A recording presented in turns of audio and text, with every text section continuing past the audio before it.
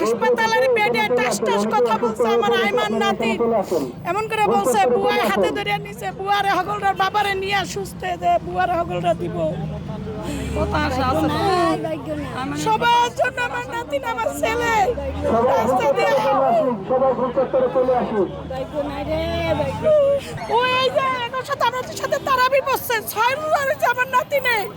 তারপরে কুরবানির রোজার কুরবানির 5টা রোজা রয়েছে, 8-9টা রোজার গালাগালি করে আমি বন্ধ করেছি।